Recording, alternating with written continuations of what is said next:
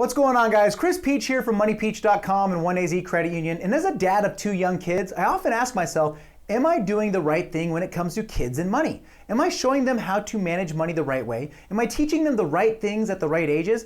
Am I doing everything I possibly can to make sure that they grow up to be financially responsible adults?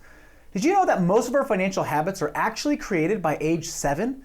Here's another crazy fact. Did you know that 18% of those from age 25 to 34 are still living at home? And a lot of that has to do with because of the financial principles they were taught at a young age. So when should you start teaching your kids about money? You know, financial experts actually say it's between ages 3 and 5. 3 to 5 years old. So what can you be teaching a 3-year-old about money? No, we're not talking about balancing a checkbook. We're talking about making it very simple. You know, the things like visualization. What's the difference between coins and paper money? Also, it's important to show them that money does stuff. Money comes from somewhere. When your child age 3 to 5 does a chore or a task, it doesn't have to be something incredibly meaningful, but what we can do to help them understand how money works is when they create a chore or they do a task that we pay them right away. Why do we pay them right away? Well, as you know, if you've had a 3 or 5-year-old, you know that kids, they don't understand delayed gratification. In fact, they'll forget about what they did if we don't remind them by paying them.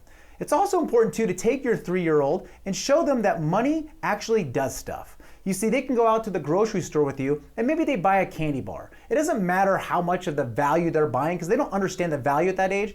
The important part is to understand that when you make a transaction, when you give money to something, you get something in return. Ingraining that in their minds between ages 3 and 5 years old is going to set them up for the next step, which is between ages 6 and 13. Now, ages 6 and 13, money is still visual. We're talking piggy banks, we're talking at-home banks, we're talking where money is visually stored at home. But what now comes into place is the value of money. You see, at age 3, a 3-year-old is probably going to think that 4 quarters is more than a $10 bill.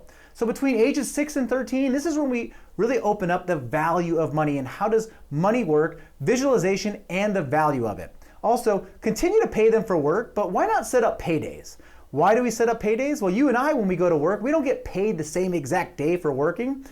You know, between ages 6 and 13, we can start showing them a little bit of delayed gratification, meaning maybe they get paid every Friday. Maybe it's an allowance, or at our home, we call it commission. You see, commission means you work, you get paid, you don't work, you don't get paid. This is something that we teach our kids and we've had a lot of success with it.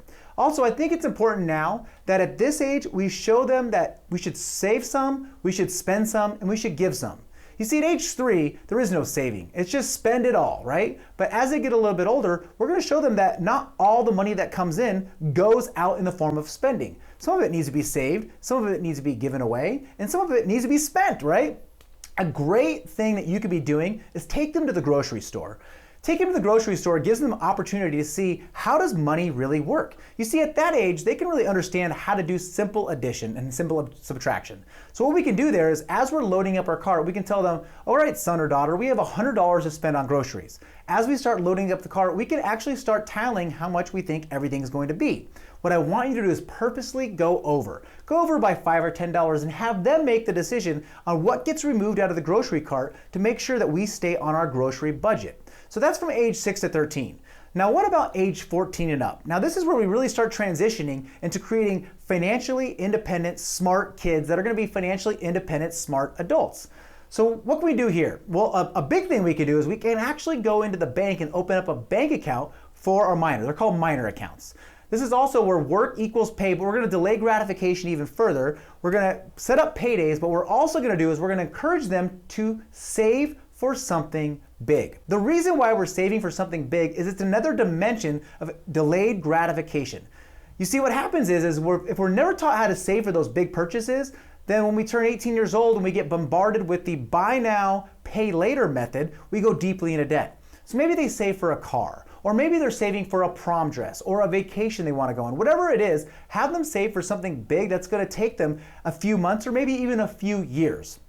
Another important thing you can do at age 14 and up is show them the numbers. I'll never forget when my dad set me down at the kitchen table. I was 14 years old and he showed me our electric bill. I was shocked. I could not believe how much mom and dad paid for the electric bill. In fact, I went around and I started turning off all the lights in the house and closing the doors because I was so worried about how much our electric bill was.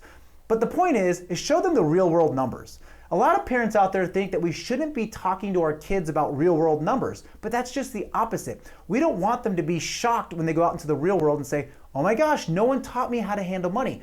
We want them to show them here's what income looks like. Here's what our expenses look like. Here's how much our mortgage is or our car payment. Here's how much it costs for our gas in our cars. Show them the bills, show them the numbers. You will be creating financially independent kids, independent teenagers by just simply being honest and transparent with them in a world where we're not really supposed to talk about finances. That's wrong. That's the wrong method. We want to talk about finances. We want to show them that money is a good thing when it's managed the right way. Now, what's the best possible way to teach your kids about money? It's showing them and leading by example. There's the old saying, more is caught than taught. So when you start managing your finances the correct way, you start doing the right things when it comes to your money, your kids are going to pick up on that. And when the financial stress is removed in your life, your kids and your teenagers are also going to see that with good financial habits, the stress, the fear, the shame, all those nasty things about money go away. And when they get older and they turn into adults, they're going to be making the same positive decisions that you made with your money. They're going to be making them in their life. Imagine what life would look like if we were shown how to handle money the right way at a very young age. Let's create that and develop that for our kids. All right, guys, thank you so much for watching. I hope you enjoyed this video, and we'll see you guys inside the next video from 1AZ Credit Union and MoneyPeach.com. Take care.